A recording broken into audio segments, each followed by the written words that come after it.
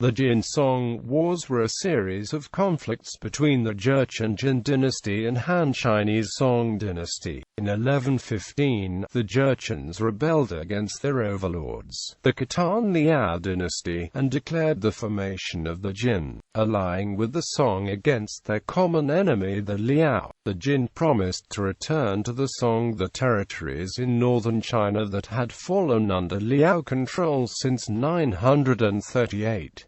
The Jurchens' quick defeat of the Liao combined with Song military failures made the Jin reluctant to cede these territories. After a series of failed negotiations that embittered both sides, the Jurchens attacked the Song in November 1125, dispatching one army towards Taiyuan and the other towards Kaifeng, the Song capital. Surprised by the news of an invasion, the Song general stationed in Taiyuan retreated from the city, which was besieged and later captured. As the Second Jin army approached the capital, Emperor Huizong of the Song abdicated and fled south.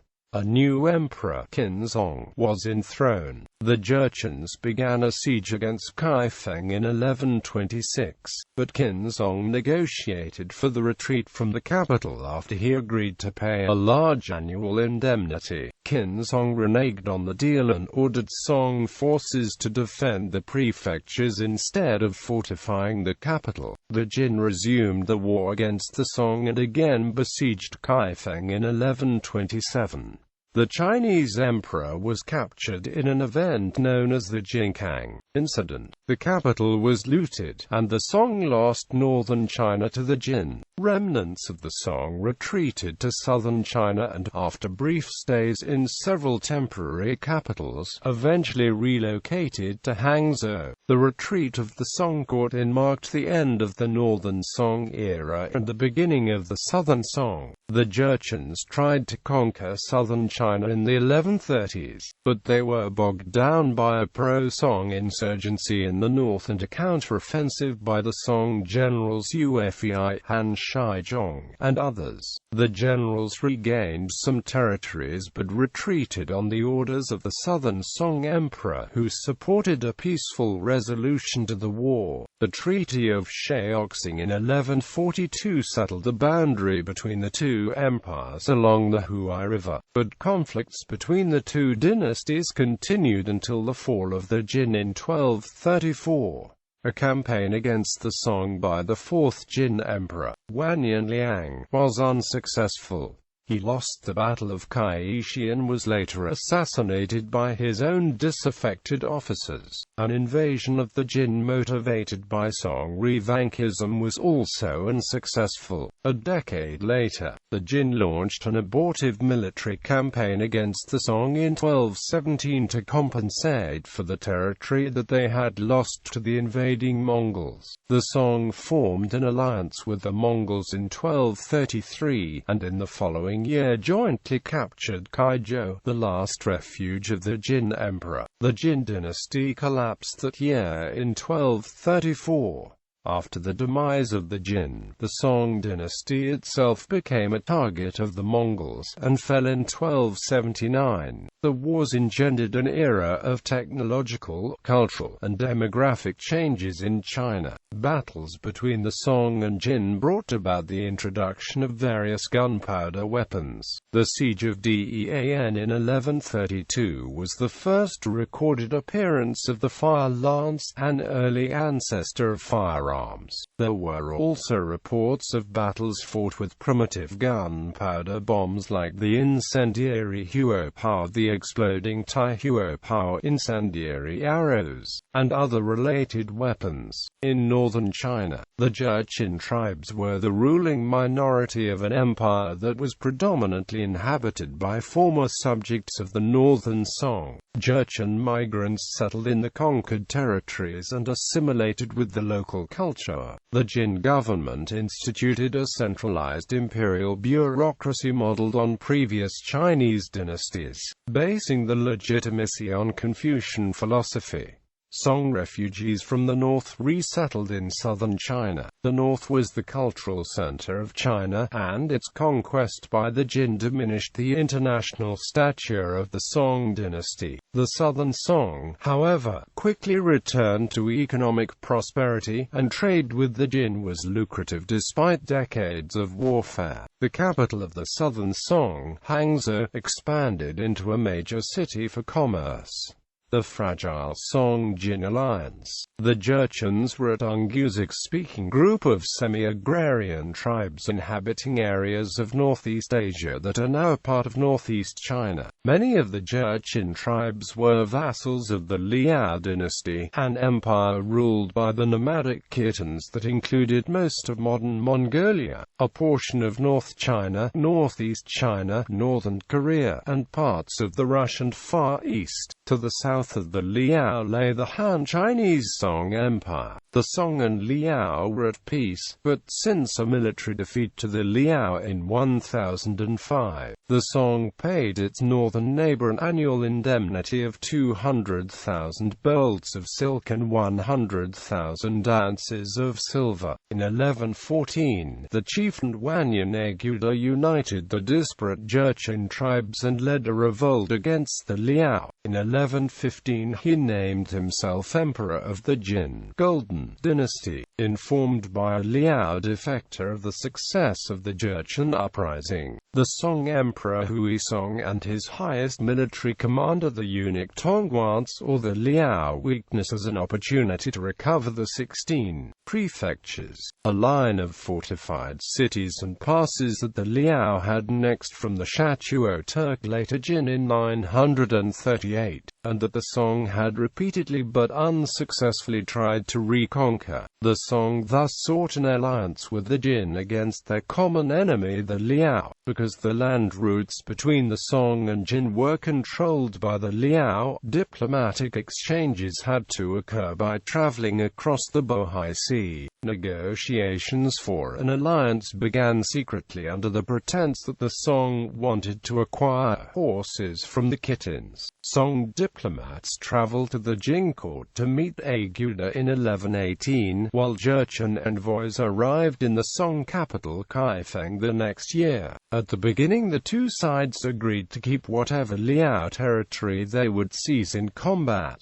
In 1120, Aguda agreed to cede the 16 prefectures to the Song in exchange for transfer to the Jin of the annual tributary payments that the Song had been giving the Liao. By the end of 1120, however, the Jurchens had seized the Liao supreme capital, and offered the Song only parts of the 16 prefectures. Among other things, the Jin would keep the Liao western capital of Datong at the western end of the 16 prefectures. The two sides agreed that the Jin would now attack the Liao central capital, whereas the Song would seize the Liao southern capital, Jianjing. The joint attack against the Liao had been planned for 1121, but it was rescheduled for 1122. In February 23 of that year, the Jin captured the Liao central capital as promised. The Song delayed their entry into the war because it diverted resources to fighting the Western Xia in the northwest and suppressing a large popular rebellion in the south. When a Song army under Tongguan's command finally attacked Jianjing in May 1122, the smaller forces of the weakened Liao repelled the invaders with ease. Another attack failed in the fall. Both times Tong was forced to retreat back to Kaifeng. After the first attack, Aguda changed the terms of the agreement and only promised Jianjing and 6 other prefectures to the Song. In early 1123 it was Jurchen forces that easily took the Liao southern capital. They sacked it and enslaved its population. The quick collapse of the Liao led to more negotiations between the Song and the Jin. Jurchen military success and their effective control over the 16 prefectures gave them more leverage. Aguda grew increasingly frustrated as he realized that despite the military failures, the Song still intended to seize most of the prefectures. In the spring of 1123, the two sides overlords finally set the terms of the First Song Jin Treaty. Only 7 prefectures would be returned to the Song, and the Song would pay an annual indemnity of 300,000 packs of silk and 200,000 taels of silver to the Jin, as well as a one-time payment of 1 million strings of copper coins to compensate their Jurchens for the tax revenue they would have earned had they not returned the prefectures. In May 1123, Tongguan and the Song armies entered the looted Yanjing war against the northern Song. The collapse of the Song-Jin alliance. Barely 1 month after the Song had recovered Yanjing, Zhangju, who had served as military governor of the Liao prefecture of Pingzhou about 200 kilometers east of Yanjing, killed the main Jin official in that city and turned it over to the Song. The Jurchens defeated his armies a few months later and Zhang took refuge in Yanjing. Even though the Song agreed to execute him in late 1123, this incident put tension between the two states, because the 1123 treaty had explicitly forbidden both sides from harboring defectors. In 1124, Song officials further angered the Jin by asking for the cession of 9 more border prefectures. The new Jin Emperor Taizong, Aguda's brother and successor, hesitated, but warrior princes Wanyan Zongan and Wanyan Zonguang vehemently refused to give them any more territory. Taizong eventually granted 2 prefectures, but by then the Jin leaders were ready to attack the southern neighbor. Before they could invade the Song, the Jurchens reached a peace agreement with the western neighbors, the Tang at Western Chia, in 1124. The following year, near the Ordos Desert, they captured Tian Zuo, the last emperor of the Liao, putting an end to the Liao dynasty for good. Ready to end their alliance with the Song, the Jurchens began preparations for an invasion. First campaign. In November 1125, Taizong ordered his armies to attack the Song. The defection of Zhangju 2 years earlier served as the casus belli. 2 armies were sent to capture the major cities of the Song. Siege of Taiyuan. The Western Army, led by Wanyan Zongan, departed from Datong and headed towards Taiyuan through the mountains of Shanxi, on its way to the Song western capital Luoyang. The Song forces were not expecting an invasion and were caught off guard. The Chinese general Tongguan was informed of the military expedition by an envoy he had sent to the Jin to obtain the cession of 2 prefectures. The returning envoy reported that their Jurchens were willing to forego an invasion if the Song ceded control of Hebei and Shanxi to the Jin. Tongguan retreated from Taiyuan and left command of his troops to Wangbing. Jin armies besieged the city in mid-January 1126. Under Wangbing's command, Taiyuan held on long enough to stop the Jurchen troops from advancing to Luoyang. First siege of Kaifeng. Meanwhile, the Eastern Army, commanded by Wanyan Zonguang, was dispatched towards Yanjing and eventually the Song capital Kaifeng. It did not face much armed opposition. Zonguang easily took Yanjing, where Song general and former Liao governor Guo Yaoshi switched his allegiances to the Jin. When the Song had tried to reclaim the 16 prefectures, they had faced fierce resistance from the Han Chinese population. Yet when the Jurchens invaded that area, the Han Chinese did not oppose them at all. By the end of December 1125, the Jin army had seized control of 2 prefectures and re-established Jurchen rule over the 16 prefectures. The Eastern army was nearing Kaifeng by early 1126.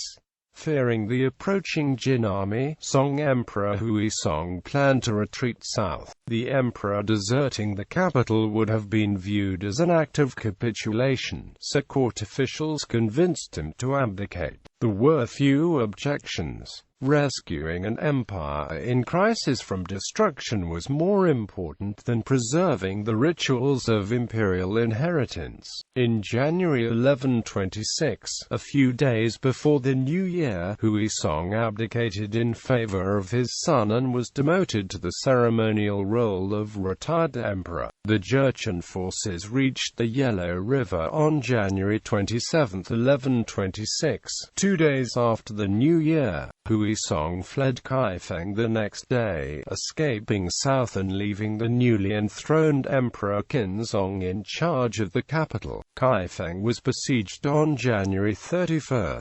1126. The commander of the Jurchen army promised to spare the city if the Song submitted to Jin as a vassal, forfeited the prime minister and an imperial prince as prisoners, ceded the Chinese prefectures of Heqian, Taiyuan, and Zhongshan, and offered an indemnity of 50 million taels of silver, 5 million taels of gold, 1 million packs of silk, 1 million packs of satin, 10,000 horses, 10,000 mules, 10,000 cattle, and 1,000 camels. This indemnity was worth about 180 years of the annual tribute the Song had been paying to the Jin since 1123. With little prospect of help from afar arriving, infighting broke out in the Song court between the officials who supported the Jin offer and those who opposed it. Opponents of the treaty like Li Gang rallied around the proposal of remaining in defensive positions until reinforcements arrived and Jurchen supplies ran out. They botched an ambush against the Jin that was carried out at night, and were replaced by officials who supported peace negotiations. The failed attack pushed Qinzong into meeting the Jurchen demands, and his officials convinced him to go through with the deal. The Song recognized Jin control over the 3 prefectures. The Jurchen army ended the siege in March after 33 days. Second campaign. Almost as soon as the Jin armies had left Kaifeng, Emperor Qinzong reneged on the deal and dispatched 2 armies to repel the Jurchen troops attacking Taiyuan and bolster the defenses of Zhongshan and Heqian. An army of 90,000 soldiers and another of 60,000 were defeated by Jin forces by June. A second expedition to rescue Taiyuan was also unsuccessful. Accusing the Song of violating the agreement and realizing the weakness of the Song, the Jin generals launched a second punitive campaign, again dividing the troops into 2 armies. Wanyan Zongan, who had withdrawn from Taiyuan after the Kaifeng agreement and left a small force in charge of the siege, came back with his western army.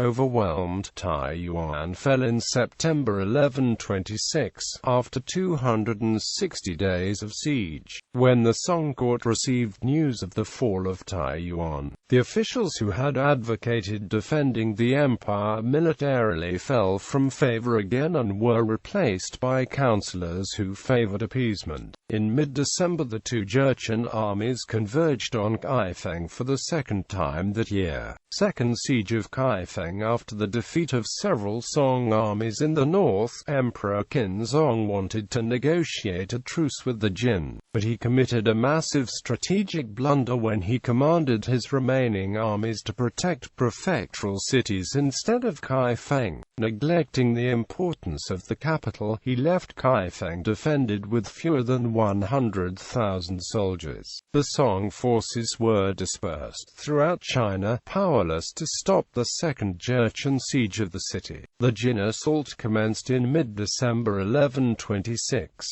Even as fighting raged on, Qinzong continued to sue for peace, but Jin demands for territory were enormous. They wanted all provinces north of the Yellow River. After more than 20 days of heavy combat against the besieging forces, Song defenses were decimated and the morale of Song soldiers was on the decline. On January 9, 1127, the Jurchens broke through and started to loot the conquered city. Emperor Jinxiang tried to appease the victors by offering the remaining wealth of the capital. The royal treasury was emptied and the belongings of the city's residents were seized. The Song emperor offered his unconditional surrender a few days later. Jinxiang, the former emperor Huizong, and members of the Song court were captured by the Jurchens as hostages. They were taken north to Huining, where they were stripped of the royal privileges and reduced to commoners. The former emperors were humiliated by their captors. They were mocked with disparaging titles like muddled virtue and double muddle. In 1128, the Jin made them perform a ritual meant for war criminals. The harsh treatment of the Song royalty softened after the death of Huizong in 1135. Titles were granted to the deceased monarch, and his son Jinxiang was promoted to duke, a position with a salary. Reasons for Song failure. Many factors contributed to the Song's repeated military blunders and subsequent loss of northern China to the Jurchens. Traditional accounts of Song history held the venality of Huizong's imperial court responsible for the decline of the dynasty. These narratives condemned Huizong and his officials for the moral failures. Early Song emperors were eager to enact political reforms and revive the ethical framework of Confucianism, but the enthusiasm for reforms gradually died after the reformist Wang Anshi's expulsion as chancellor in 1076. Corruption marred the reign of Huizong, who was more skilled as a painter than as a ruler. Huizong was known for his extravagance, and funded the costly construction of gardens and temples while rebellions threatened the state's grip on power. A modern analysis by Ari Daniel Levine places more of the blame on deficiencies in the military and bureaucratic leadership. The loss of northern China was not inevitable. The military was overextended by a government too assured of its own military prowess. Huizong diverted the state's resources to failed wars against the Western Xia. The Song insistence on a greater share of Liao territory only succeeded in provoking the Jin allies. Song diplomatic oversights underestimated the Jin and allowed the unimpeded rise of Jurchen military power. The state had plentiful resources, with the exception of horses, but managed its assets poorly during battles. Unlike the expansive Han and Tang empires that preceded the Song did not have a significant foothold in Central Asia, where a large proportion of its horses could be bred or procured. As Song General Li Gang noted, without a consistent supply of horses, the dynasty was at a significant disadvantage against Jurchen cavalry. The Jin were victorious only because they used iron-shielded cavalry, while we opposed them with foot soldiers. It is only to be expected that were scattered and dispersed.